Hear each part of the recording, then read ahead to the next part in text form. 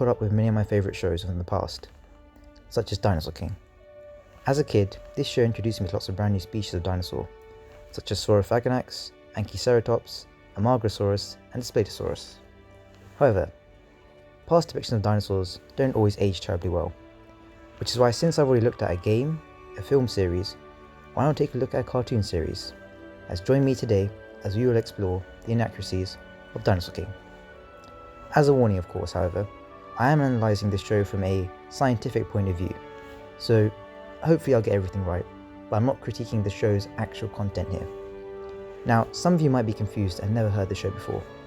Don't be afraid, because I will be giving some background information, spoiler-free, about the information of Dinosaur King. So, there are 6 elements in Dinosaur King, each of which contain different classes of dinosaur. To go from a dinosaur card to a dinosaur in the show, they need to interact with either their element or their elemental stone. Now, there are also special move cards that allow dinosaurs to do special powers or abilities related to their element. Now, some might say this is a lot like Pokemon. Well, you're actually right, it pretty much is Pokemon with dinosaurs. Now, today I'm going to explore each of the 6 individual species of dinosaur from each element. So, without further ado, let's start off with the Cretaceous herbivore from North America, Triceratops. Now, Triceratops comes from the lightning element, which includes other ceratopsids such as Taurosaurus and Styracosaurus. There are 2 types of Triceratops species to note here. There is Triceratops horridus and Triceratops prosus. Due to the horns being a bit more curved up like a bull, and the nasal horn of Triceratops being a bit shorter, we can tell that this species is a horridus. And that's first of all a good point for Dinosaur King's Triceratops, because it accurately puts it into one of the categories. However, to point out some flaws, the tail is a bit too upright, and the feet are too elephant-like. They should be a bit more dinosaur-shaped and the toes should be larger. However, there are still some other positives to note. The beak is quite accurate, and the frill is very nicely shaped. So overall, Dinosaur King's Triceratops is pretty good. Secondly, we have the carnivore from South America in the late Cretaceous period, Carnotaurus.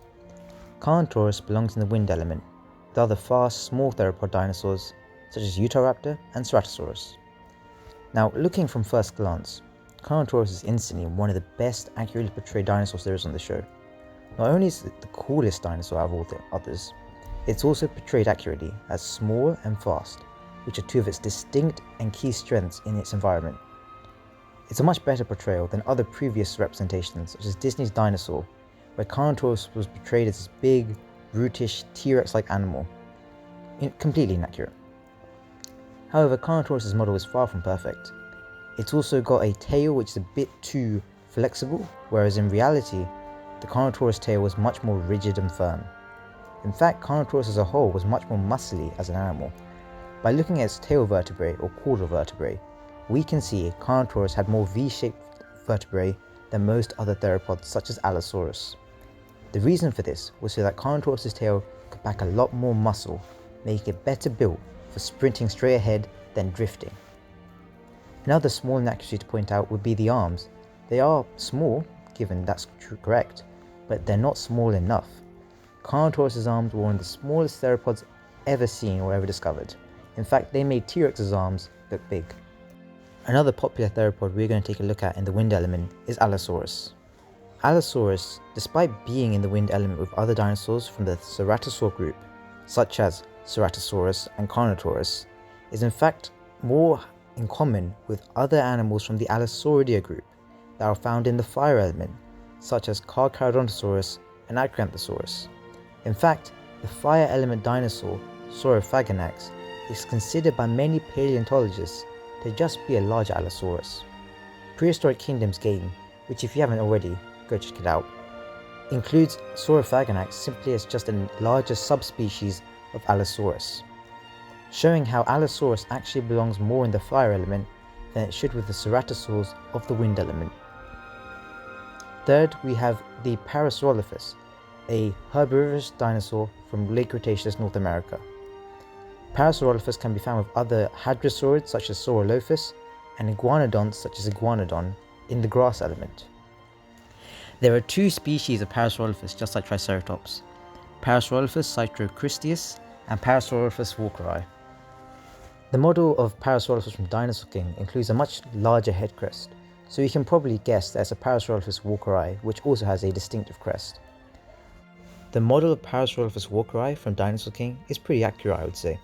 It's quite long, which is accurate for the animal, and unlike Jurassic World Evolution's kangaroo posture, which many other dinosaur representations of Parasaurolifus take, it isn't portrayed as this big kangaroo sloping with its tail on the ground. Another good thing to point out with this Parasaurolifus is it has quite a large hump. It's quite meaty, which is true for Parasaurolifus. The tail is a bit too short, I would say.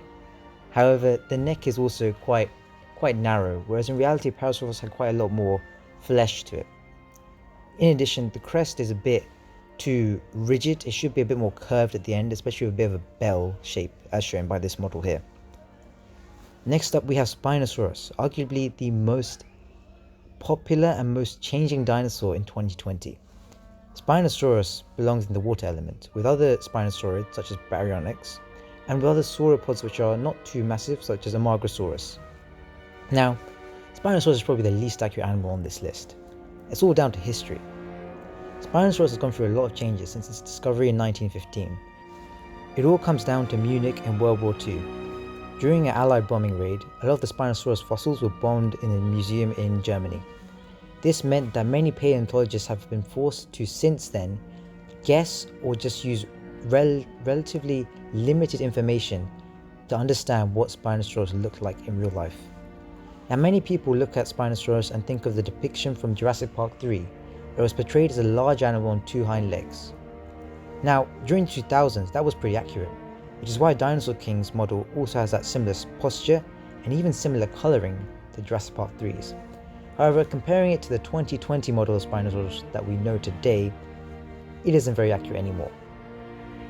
The major inaccuracy to point out with Spinosaurus is that during 2014, a study was done and new evidence emerged that shows Spinosaurus probably had much shorter hind legs than previously thought, making the 2000s model of Spinosaurus pretty outdated.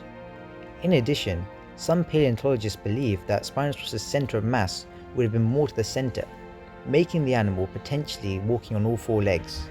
However, we'll come back to this later. During the chaos that is 2020, Spinosaurus underwent a massive new makeover with a brand new tail. Now, a new study in 2020 found that Spinosaurus had these tall chevrons, which were these bones on the tail that meant it was pretty paddle-like. This made the old tail from 2014 pretty inaccurate, and makes the 2000 model of Spinosaurus even more inaccurate. This paddle-like tail can be seen in modern-day animals such as crocodiles and newts. This improved the idea that Spinosaurus was an aquatic animal, allowing its tail to help make it propel through water, hunting down aquatic prey. Now, the idea Spinosaurus was quadrupedal, however, is pretty outdated, as many paleontologists, such as the paper I will link below, which you can check out, believe that Spinosaurus likely was just a two-legged predator that predominantly hunted and maybe spent most of its life even in the water. Another good accuracy that Dinosaur King makes is it puts Spinosaurus into the water element, as like many other Spinosaurids such as Baryonyx, Suchomimus, Spinosaurus does spend most of the show in the water or hunting around it, and is shown to be pretty strong in this water element. However, the sail of Spinosaurus is also pretty inaccurate. The new sail has more of a concave shape to it. It's more artsy, I would say. And the other problem that Spinosaurus has is it's pretty slim and pretty short in its model. The real Spinosaurus was pretty long and was quite large in terms of length. Penultimately, we have the herbivorous ankylosaurid from Mongolia, Saichania. Saichania was found in the earth element, along with other ankylosaurids such as Ankylosaurus and stegosaurids like Stegosaurus. It's probably one of the most peculiar dinosaurs on this list, since unlike the other five, which are quite popular, Saichania only really appears in Bisa Bermuda. However, unlike its other cousins such as Ankylosaurus, which managed to appear in the Jurassic World movies. Ankylosaurus, however, is a bit of a mixed dinosaur. It isn't completely inaccurate, but it isn't perfect. First of all, the animal's a bit too tall. In reality, it should be a bit more squashed and shortened, as it wasn't as big as it's shown in the show. In addition, the spikes on Saichania are a bit too large. In reality, the spikes of Saichania are more small and subtle. they weren't these massive cone things sticking out its back. The club is a bit too rounded, whereas in reality the club was a bit more subtle, like the spikes on its back. However, what they do get right is Cycania had an interesting nose structure, which is portrayed on the animal here. Another good thing that Dinosaur King did with Cycania was that the bottom half of the animal had scuttles and spikes across it, which was accurate to the real thing, making Cycania not completely inaccurate, but for the most part was pretty okay. Lastly on our list we have T-Rex, the infamous carnivore from North America in the late Cretaceous period.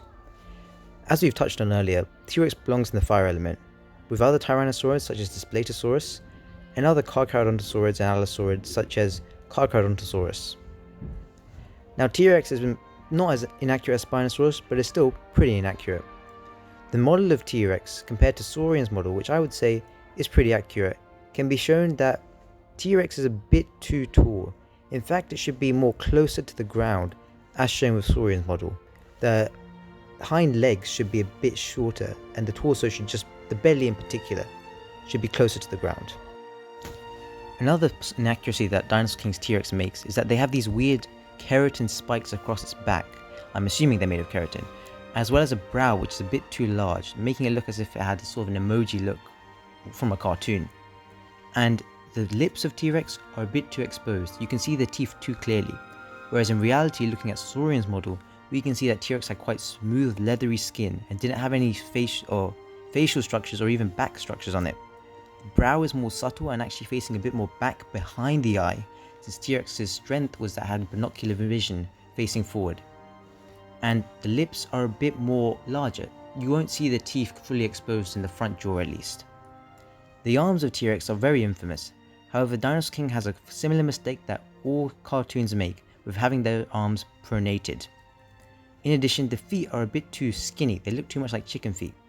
In reality, theropod arms would not have been able to have that classic T-Rex posture, they would have been forward facing, otherwise they would have snapped and been broken off. As Dinosaur King isn't the first to make this mistake, Jurassic Park has made this mistake time and time again.